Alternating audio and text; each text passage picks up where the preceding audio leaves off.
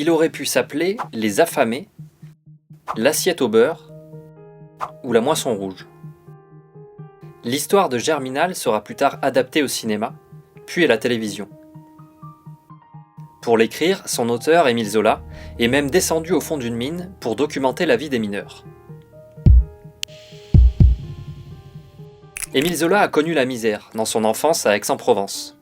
Son père disparaît alors qu'il a 6 ans, laissant des dettes derrière lui. Zola vit sa vingtaine dans le Paris bohème du Second Empire. Dans les années 1860, il devient reporter. Il publie critiques, contes, feuilletons et pratique un journalisme engagé. En mars 1884, une grève éclate à la mine d'Anzin, dans le Nord. La loi Waldeck-Rousseau, qui autorise les syndicats, est votée à la fin de ce mois. À l'époque, Zola est devenu un écrivain à succès et avait le thème de la mine en tête depuis une dizaine d'années. Alors, il n'hésite pas longtemps avant de se lancer. Le sujet est neuf. Avec Germinal apparaît pour la première fois la classe ouvrière dans ses problèmes à elle. C'est l'accession à la dignité de gens que l'on avait toujours cru indignes d'être des personnages de romans. Zola conserve sa méthodologie de reporter. Il éprouve à un moment donné le besoin d'aller voir lui-même sur place, ne serait-ce que pour pouvoir vraisemblabiliser les sensations, les impressions de son personnage. Alors il lui suffit de descendre en quelque sorte de ces 475 mètres dans les fonds, et puis d'aller dans les galeries, et puis de regarder comment les gars travaillent, et de les écouter pour se mettre à leur place, pour s'identifier à eux, pour vivre leur vie, et pour la sentir de l'intérieur. C'est du mimétisme. Qu'est-ce que c'est que le journalisme sinon cela? On s'est beaucoup moqué de la manière que Zola avait de travailler, cette manière a fait école. Sa démarche est presque scientifique.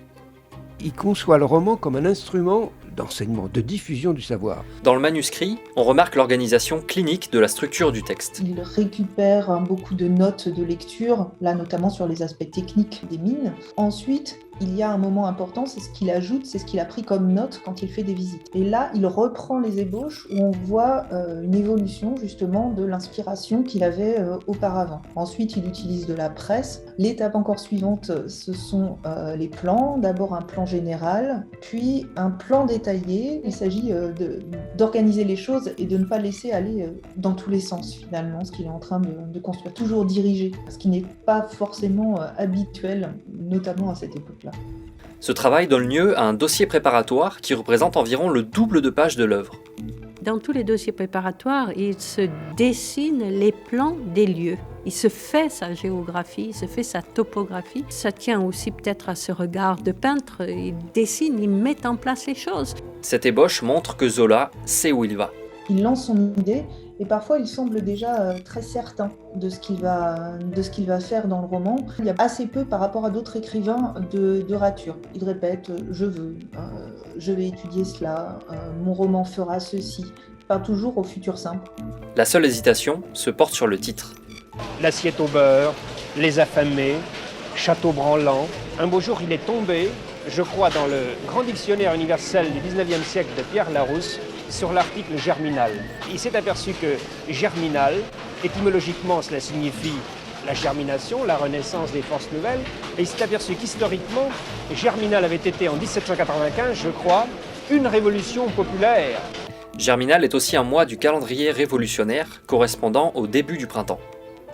Dès le manuscrit, Zola dresse un parallèle entre l'édification de son œuvre et celle du décor du récit. Par exemple, quand il dit « voilà la carcasse en grand », et en fait la carcasse, c'est à la fois la carcasse qu'il est en train d'écrire et la carcasse qu'il est en train d'utiliser comme motif à l'intérieur du roman. Son père était architecte, et donc il y a vraiment l'idée de l'architecture de l'écriture qui est présente en fait.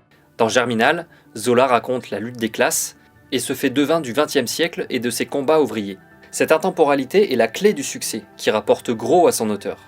Avec cet argent, Zola se fera construire une tour dans sa maison de Medan, dans les Yvelines, qu'il nomme Germinal. À son enterrement, en 1902, une délégation de gueules noires fera le déplacement. Car en esthétisant leur misère, Zola a réussi à rendre visible le sort des mineurs. Il y a quand même un aspect d'expressionnisme, de surnaturel qui est présent, alors que pourtant on ne pourrait pas être plus dans le monde du travail concret. Donc il y a vraiment l'idée aussi de créer une beauté incroyable dans ce qui est pourtant si terrible du point de vue social.